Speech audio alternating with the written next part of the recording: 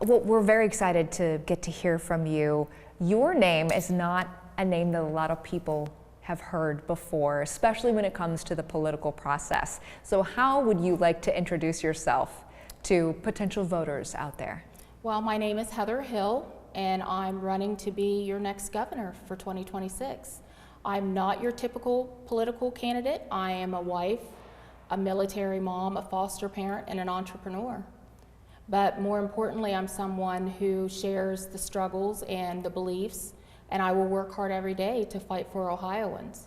What made you decide to want to run for governor? Because there are many ways you could serve your community and serve your state. Why did you choose the race for governor?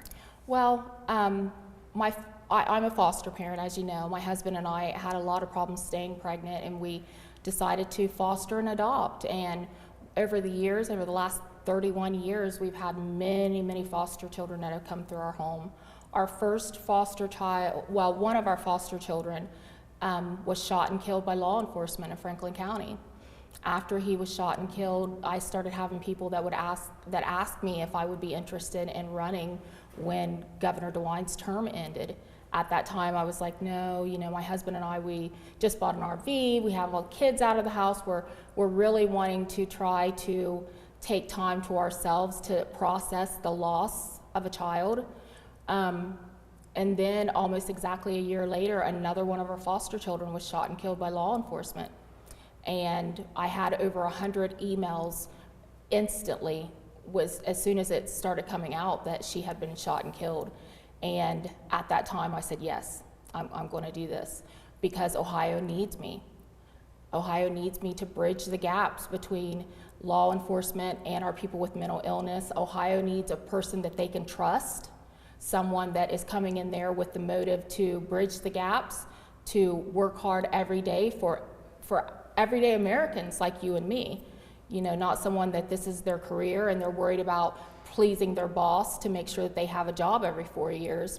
Not someone who's a billionaire who's coming in to worry about the influence of their business and building their business. Someone who's actually coming in with no ulterior motives other than to be the best person I can be to make sure that Ohio survives and thrives in the current situation that we're in right now.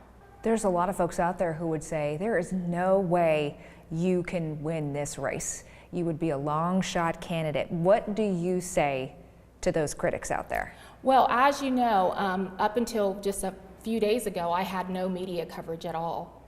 Within 3 days of just having media coverage on a poll that was done by the Columbus Dispatch, I shot up from 0% to between 12 and 15% of the voters, putting me in second place under Vivek Ramaswamy and David Yost under me, by almost 5 points under me. So with that being said, I have a hell of a chance of winning this race, because Ohioans are tired of what we've been dealing with for forever. They want someone that's going to come in here and is going to listen to them, who's going to do what's best for Ohio, and is going to make sure that Ohio is first. I'm looking here at when I look at your political sign here, it says, "I will fight like Hill for you." Tell me what that means. That means that I will fight for the people of Ohio. I am not in anyone's back pocket, and no one is in my back pocket. I am here to build trust, to build unity, and to bring Ohio back to being one state, one people, under God. And that's what I'm going to do. I'm going to work hard every day.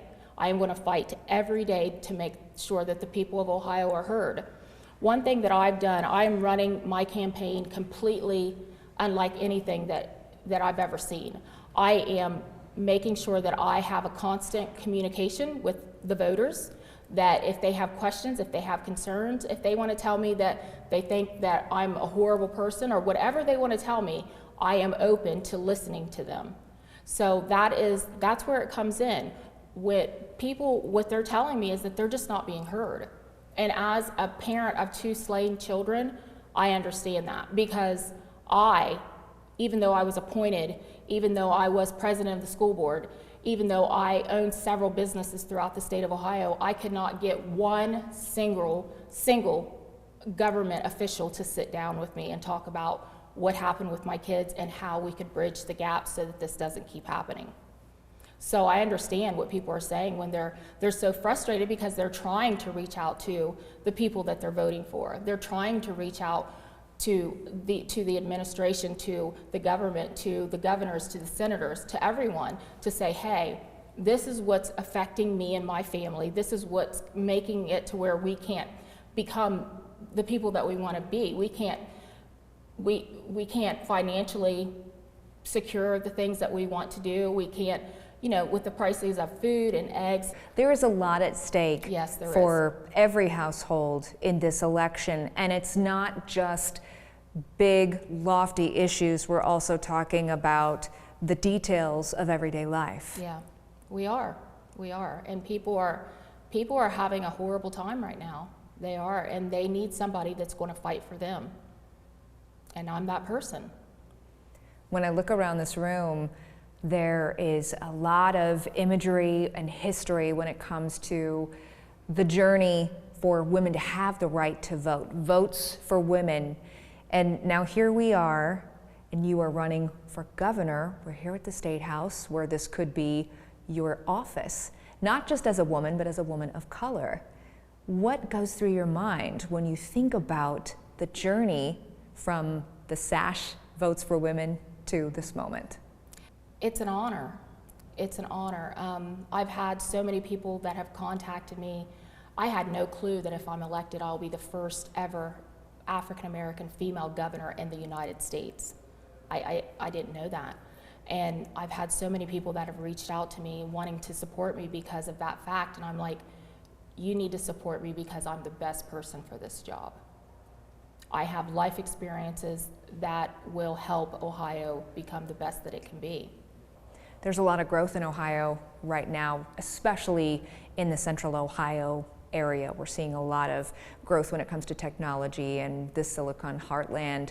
How do we make sure that growth happens in all areas of the state, in Cleveland, for example, and not just in the Columbus area? Well, when you're looking at a person who is from Appalachia, Ohio.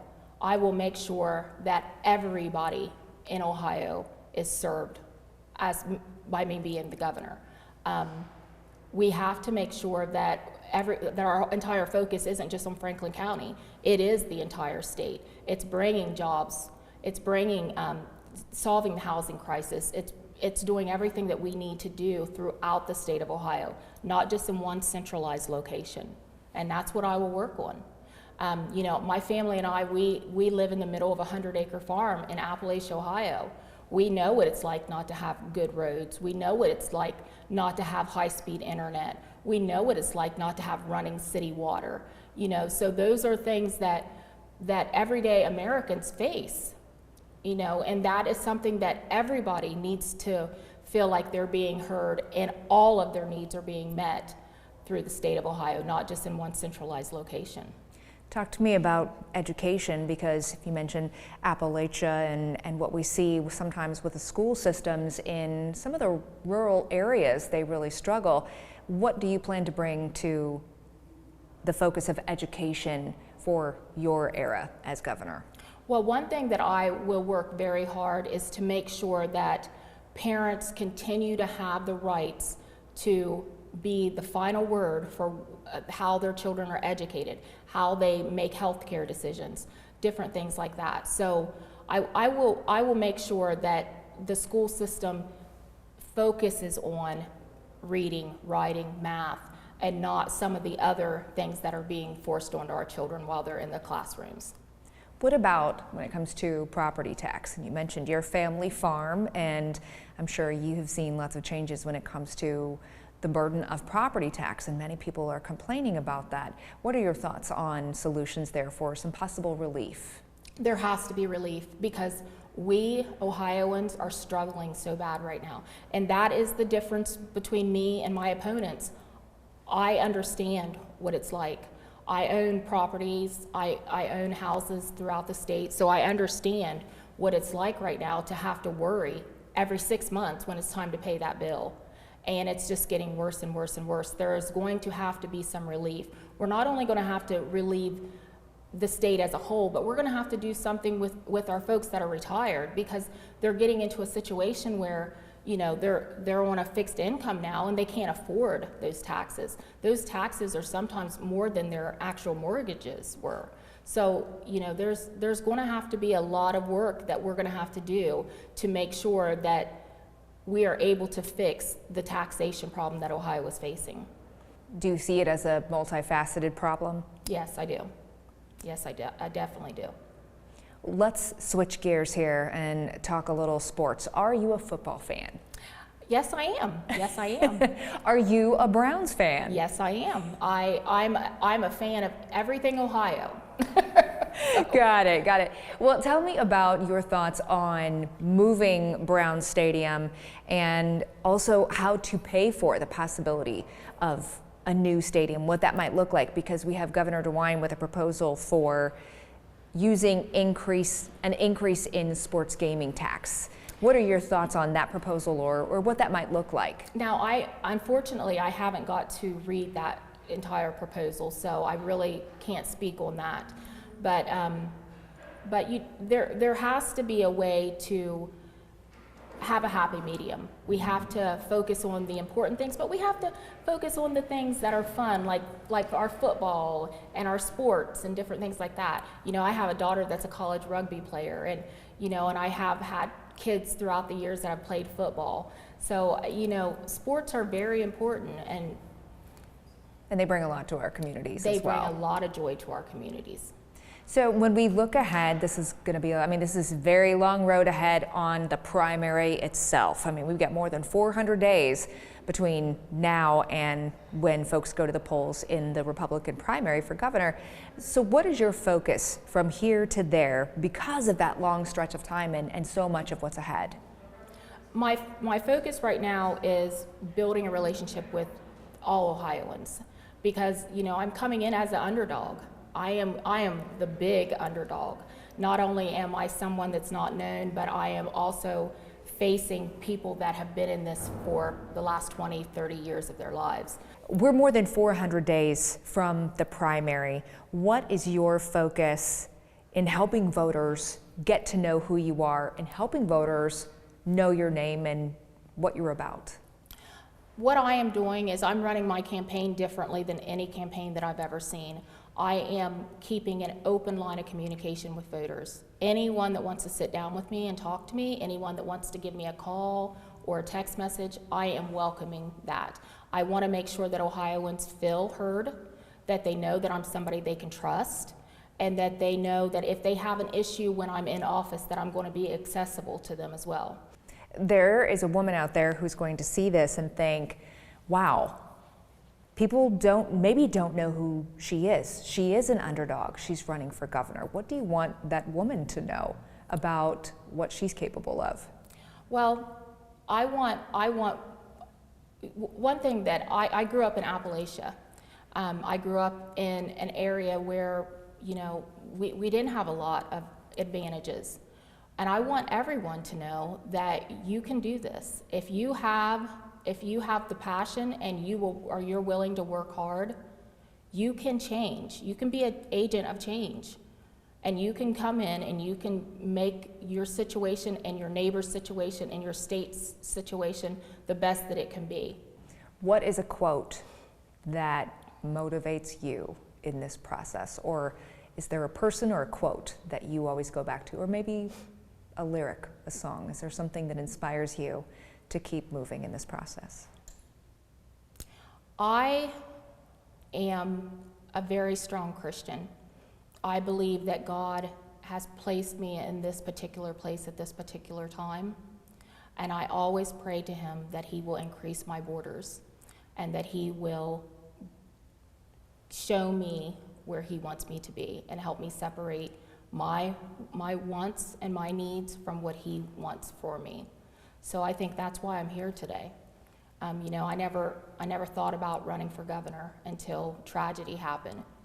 And I feel like God is leading me down this path. He's literally putting people in my path to help me be successful in this campaign. Anything we didn't talk about that you would really like to add? I don't think so. What is your message to voters, for people who are going to see this, and maybe this is their first time seeing Heather Hill and hearing from Heather Hill? What is your message to voters? My message to voters is that I will fight every day to make sure that we have the lives that we want and that we deserve in Ohio. I believe 100% that you don't have to be a career politician, you don't have to be a billionaire, you have to have the passion and the love for your state and your country, and you have to be willing to put yourself out there and take a leap of faith. Thank you so much. Thank you.